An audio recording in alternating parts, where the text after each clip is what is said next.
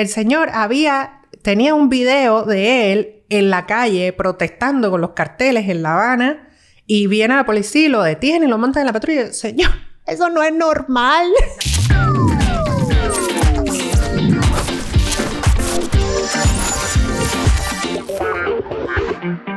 Siento que hay mucha gente que se lo pregunta también y gente que piensa que es casi imposible que te den la residencia por asilo político, que tienes que ser, no sé, alguien como muy conocido en Cuba que hayas recibido. ¿Es cierto? No, no es verdad. No es verdad.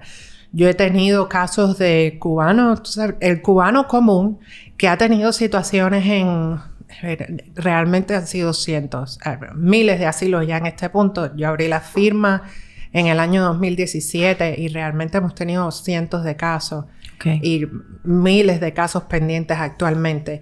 La realidad es que no es verdad. Tú no tienes que ser un artista famoso o tú no tienes que haber estado en la lista de disidentes famosos. No lo tienes que ser. A mí me apoya mucho poder encontrar esta es la situación que está teniendo esta persona en particular, que es conocido, Ferrer. O sea, yo uso lo que le está pasando a los disidentes famosos como ejemplo para lo que le puede pasar a esta persona que todavía no es tan famoso. A mí me pasó hablando de cosas particulares. Me pasó un día con un cliente que estoy hablando con él y me dice, a mí no me pasó nada del otro mundo. Usted sabe, yo salía a protestar y de vez en cuando venían, me citaban, me daban golpes. El señor tenía un video de él en la calle protestando con los carteles en La Habana y viene la policía y lo detiene y lo monta en la patrulla y dice, señor, eso no es normal. Exacto. ¿Cómo que no le pasaba nada? A mí no me pasaba nada del otro mundo. Usted sabe lo normal que uno se pone a pelear. Y yo, señor, eso no es normal. Es a lo que están acostumbrados también. No es normal. Usted puede estar acostumbrado a esta situación, pero no es normal que entren a su casa a hacerle una revisión sin permiso. No es normal que se lo lleven detenido y lo dejen 48 horas detenido sin tener una orden de arresto. No es normal que se lo lleven detenido y le den el golpe. No es normal que te boten del trabajo sin poderte ganar un peso, que no te den empleo en ninguna parte del país por el hecho de que usted tenga una posición política diferente. No es normal que te parqueen una persona en la puerta de tu casa para que te vigile a dónde tú sales, a dónde tú vienes. Esas cosas no son normales. Entonces también hay que educarlos a ellos y tratarles de enseñar, y cuando uno se sienta a escribir la historia de lo que sucedió, es tratarles de sacar todos. Y entonces aquellos, a lo mejor ellos tienen eventos que ellos piensan que son mínimos, mas sin embargo fueron eventos significativos. Y entonces también mucho depende del juez. A veces los jueces también influyen muchísimo en los casos. Claudia, y por ejemplo, en el caso de los cubanos que salieron de Cuba y llevaron tiempo a un tercer país, ¿también pudieran aplicar al asilo político? ¿Cómo funcionaría eso? Porque a lo mejor no pudieron entrar a Estados Unidos, porque sé que hay mucha gente que se pasó tiempo a un tercer país y luego llegó a Estados Unidos. A ver, eso es un gran debate. La ley dice que si la persona estableció una residencia en un tercer país, la persona no es elegible para asilo político. ¿Ok? Eso es lo que dice la ley. Pero a cada regla hay sus excepciones.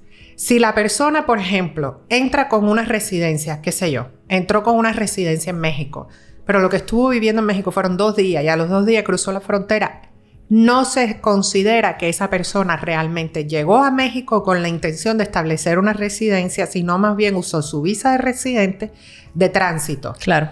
Entonces, ahí hay un argumento que se puede hacer. También puede pasar que la persona vivió 5 años en el país y nunca tuvo estatus. Entonces, si tú nunca tuviste ningún tipo de estatus, como le ha pasado a muchas personas que estuvieron varadas en Trinidad y Tobago, le han pasado a muchas personas que estuvieron tiempo en Uruguay, en Chile, que nunca tuvieron estatus migratorio. Entonces, a pesar de que te pasaste 3 años, 4 años, 5 años afuera y ahora es que estás entrando a los Estados Unidos, todavía puedes pedir asilo aquí en el país porque nunca llegaste a establecer una residencia permanente. Entonces, mucha gente me dice, yo tenía una residencia temporal, pero ya la residencia se me venció. Bueno, ahí la pregunta es más bien una pregunta de inmigración. Si tú hubieses renovado esa residencia, ¿te hubiesen dado la residencia? Porque si la respuesta es sí, entonces no calificas para asilo. Pero si la respuesta es no, entonces sí calificas para asilo. Entonces, hay muchas cosas que eso es un análisis La respuesta en general es... Y muy específico también. Sí. Depende de cada caso. Entonces tendrían que llamar y así como con especificidades que tú le pudieras decir si aplican o no. Exacto, exacto. Aunque también, si supongamos que no tienes remedio, que si tuviste la residencia o a lo mejor hasta tienes hasta una doble ciudadanía en México, Ajá. que se ve muchísimo. Lo que pueden hacer es pedir una protección que se llama withholding o removal. Ok. Que es una protección similar al asilo, es decir, se reconoce que la persona va a ser perseguida o que ha sufrido persecución y que no puede ser regresada a su país y nunca te dan residencia, pero sí puedes obtener permiso de trabajo por el resto de tu vida y nunca te van a deportar del país, al menos que tú decidas irte de forma voluntaria. Entonces, eso es una opción para manejar. Hay personas que me dicen, con tal de que me dejen quedarme aquí, yo feliz. Exacto. Entonces, vamos con las preguntas que son muchas que me dejaron en la red. Hay algunos que ya hemos respondido, me imagino. Yo creo que sí, porque ahora me surgieron dudas a mí y creo que pueden ser dudas de como de mucha gente. Pero bueno, vamos allá. Si hay alguna que se repite, decimos, bueno, ya, se repitió. Ya lo respondí. Exacto. Listo. Voy allá. ¿Qué posibilidades legales de obtener residencia por la Ley de Ajuste Cubano existen para los Arriving Alien que entraron después del 17 de noviembre del 2021? Buenísima pregunta. Yo lo que pienso hacer es que si hay algún Arriving Alien, que no creo que haya muchos, pero si hay algún Arriving Alien que entró después del 17 de noviembre, pienso hacer el argumento que usamos cuando presentamos la demanda. El hecho de que tú entras, te inspeccionan, te dan la I-220 al salir, eso te califica para la residencia. O sea, no te puedes acoger a la protección de la demanda, pero yo creo que sí puedes hacer el mismo argumento que se usó en la demanda para favorecer a los que cogieron la demanda. Entonces, depende de qué oficina de inmigración tome tu caso, ellos decidirán si le van a dar la residencia o no. Ok. ¿Por qué no? ¿Por dónde recomiendas que se entreguen las personas que están camino a la frontera? Y eso tiene que ver con lo que yo te preguntaba, que yo no sabía que habían fronteras legales y fronteras ilegales. A ver, eso es una pregunta muy complicada. Hay puntos donde... Actualmente todas las fronteras están cerradas. Virtualmente no hay una forma legal de entrar a Estados Unidos para pedir asilo actualmente. La vía no existe porque todas las fronteras están cerradas por el COVID. Entonces, lo que hacen las personas es que entran de forma ilegal, cruzan el río, cruzan una cerca y entonces ahí, una vez que se entregan ellos cruzaron un muro. Se entregan a la patrulla fronteriza, ellos lo procesan y entonces ya los mandan para inmigración y luego son liberados, algunos son detenidos. Eso está sucediendo muchísimo. Okay. Entonces, técnicamente nadie me va a entrar legal ahora mismo. Ahora, hay fronteras y fronteras. El Paso, precisamente, hace poco empezó a devolver a la gente para México y los está poniendo en un programa que se llama el programa de MPP. El programa de MPP es un programa donde las personas tienen que hacer la corte estando en México y una vez, tú te entregas, ellos te devuelven para México y te dicen, esta es tu fecha de corte y en la corte tú tienes que pelear el asilo. ¿Qué pasa? Que El Paso es una de las cortes más complicadas para otorgar asilo. Virtualmente a casi nadie nadie le otorga el asilo. Entonces, es como que un desastre. Okay. Pero la buena noticia para los cubanos que yo he visto que han estado en el programa de MPP es que a muchos de ellos, después de la primera corte, los dejan entrar. Y al ser inmigración mismo quienes los están dejando entrar, eso sí se considera una entrada legal. Okay. Entonces a ellos, cuando llegue el momento, les voy a poder argumentar a favor de su residencia. Así que muchas personas dicen, no, yo no quiero que me pongan el programa de MPP, pero quizás el programa de MPP sí tiene su parte buena. Su parte buena. Ahora, también sé que inmigración de El Paso está regresando algunas personas y no los está poniendo en el programa de MPP, simplemente les está diciendo no vamos a escuchar tu caso y te devuelves. Y ese tema estamos tratando de ver qué es lo que ha pasado, nos estamos comunicando con inmigración del Paso y con inmigración de Estados Unidos y con inmigración de México para ver por qué esto está sucediendo, porque hasta ahora los cubanos, venezolanos y nicaragüenses que entraban por la frontera no los estaban devolviendo. Okay. La mayoría los estaban poniendo o en MPP o los estaban dejando entrar. A estas personas los están devolviendo, punto y final, sin ponerlos en MPP. Entonces, eso empezó a pasar esta semana. A lo mejor por eso fue que te llegó esa pregunta. Vamos a ver cómo se soluciona en las próximas semanas, porque hasta ahora no era la política de ellos hacerlo así. Y las otras fronteras, no sé por dónde más, pero las otras fronteras están virtualmente cerradas. Si una persona va a entrar, lo va a tener que hacer ilegal. Ok. Entonces, hay una pregunta que dice, si entras por la frontera y te dan parol de 15 días, ¿hay que aplicar asilo o esperar a la ley de ajuste cubano? Mientras que el parol sea un parol humanitario, no te hace falta aplicar para el asilo. Puedes decir, bueno, voy a abandonar mi reclamo de asilo y simplemente voy a aplicar para la residencia bajo la ley de ajuste cubano. Lo que hay que hacer es ver ese parol y asegurarnos de que sí sea un parol humanitario. Y si lo es, pues entonces felicidades, haz tu residencia. Ok. Otra. ¿Ves? Había muchas que tenía entre ellas que tienen mucho que ver con lo que me explicabas del MPP, así que las voy a pasar porque creo que está todo resuelto ahí. Si entré por la frontera sin parol, ¿puedo aplicar a la residencia al año y un día? Entró por la frontera sin parol. Ajá. Bueno, eso es lo que estábamos hablando del tema de la I-220A. Está por verse. También el hecho de que si la persona entró por la frontera sin parol, pero ¿se entregó a inmigración o no se entregó a inmigración? Porque hay gente que entra por la frontera y nunca se entregó a inmigración. Ellos siguen recto y llega a su casa o a casa de su familiar. Inmigración nunca se enteró que ellos están aquí. Okay. Si una persona, o balseros, o sea, el balsero que entró por el mar y inmigración no se enteró que ellos están aquí. Esas personas tienen que hacer un asilo.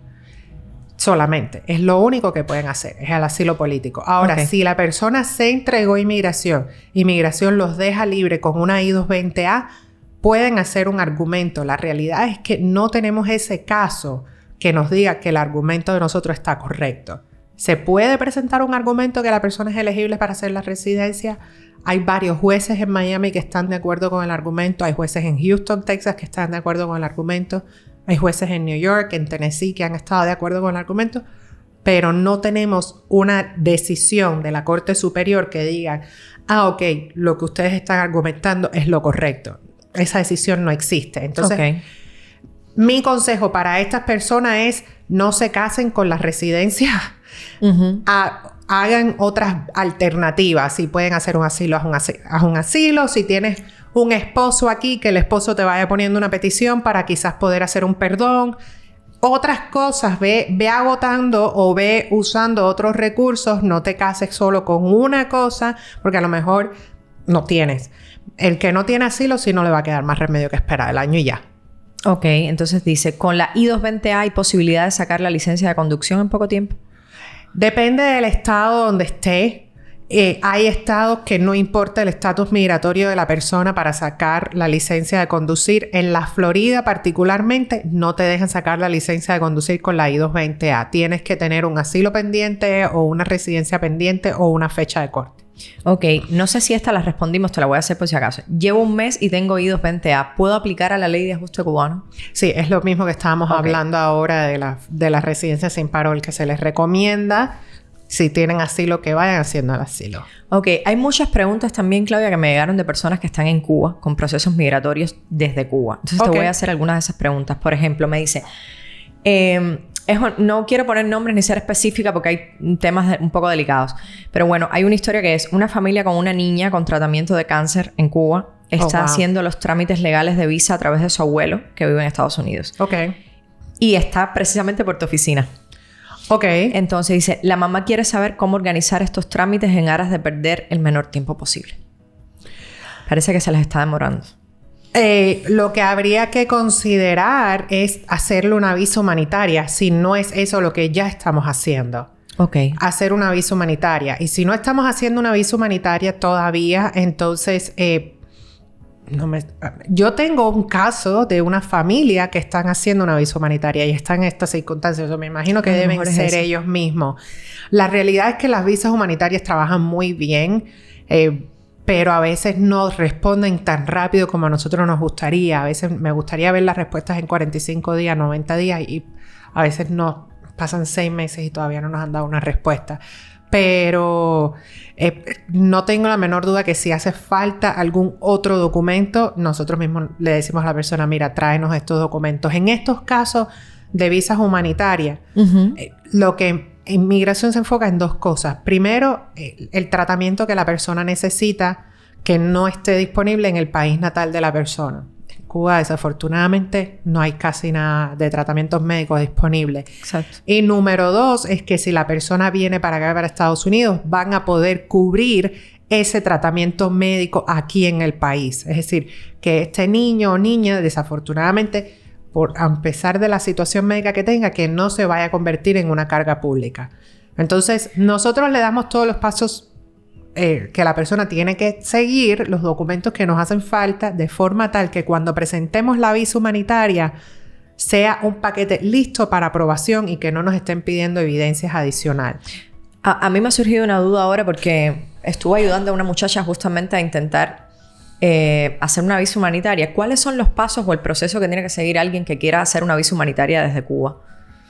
Si la persona está en Cuba directamente, desafortunadamente necesita un sponsor aquí, porque siempre se tiene que poner un affidavit of support, que ese affidavit of support indique que cuando esa persona venga no vaya a ser una carga pública.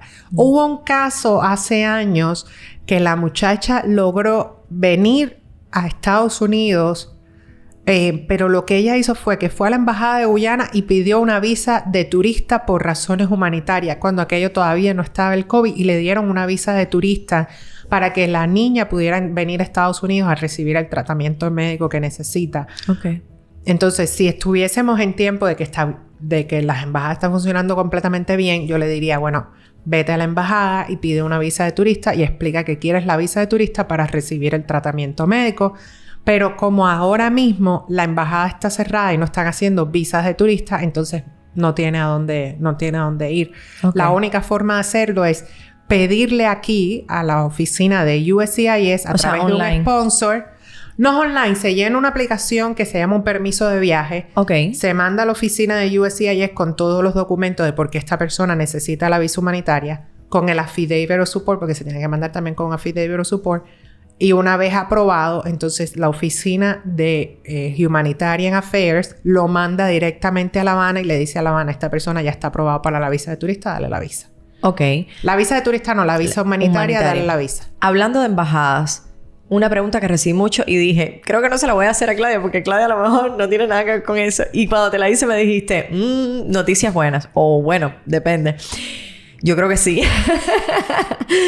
La embajada de Estados Unidos en Cuba, ¿cuándo va a abrir? Ya abrió. Ok, pero ya abrió la embajada de Estados Unidos en Cuba. Sí, ya abrió. Pero sí fue una apertura parcial. Ajá. Es como decir una felicidad, pero una felicidad no es una felicidad completa. Ok. Fue una apertura parcial. Ellos dijeron que van a estar... Todavía la embajada de Guyana va a ser la embajada principal. La embajada de Guyana va a recibir más entrevistas que la embajada de La Habana.